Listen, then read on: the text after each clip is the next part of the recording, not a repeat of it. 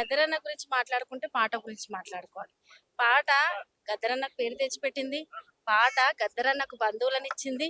పాట గద్దరన్నకు కుటుంబాన్నిచ్చింది. అంటే యావత్ సమాజం. సమాజంలో గొప్ప కుటుంబాన్నిచ్చింది. అదే పాట గద్దరన్నకు శత్రువులను గూడా ఇచ్చింది. ఎందుకిచ్చింది అంటే ప్రజా పోరాటాలు చేయడం వల్ల ఇచ్చింది. కాబట్టి ఈరోజు రాజ్యంలో ఎటువంటి సమస్య ఉన్నా ప్రశ్న ఎక్కడి నుంచి మొదలైందంటే పాట నుంచి మొదలైంది.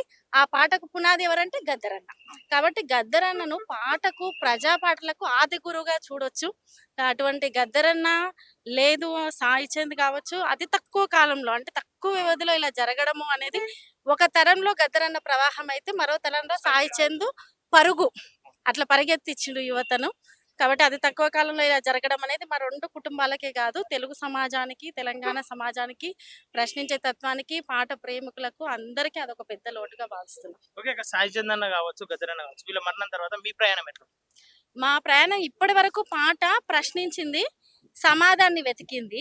ప్రశ్నకు, సమాధానికి మధ్యలో పోరాటంగా నిలిచింది. ఆ పోరాటం రాజకీయ పోరాటం అయింది. అదే మేము వారసత్వమైనం. ఆ వారసత్వ రాజకీయ పోరాటాన్ని ముందుకు తీసుకెళ్తాం. ఎక్కడున్నా, ఏ పార్టీలో ఉన్నా మా రాజకీయ మనుగడ అనేది ప్రజా శ్రేయస్సుకే ఉంటది. ఓకే. Thank you.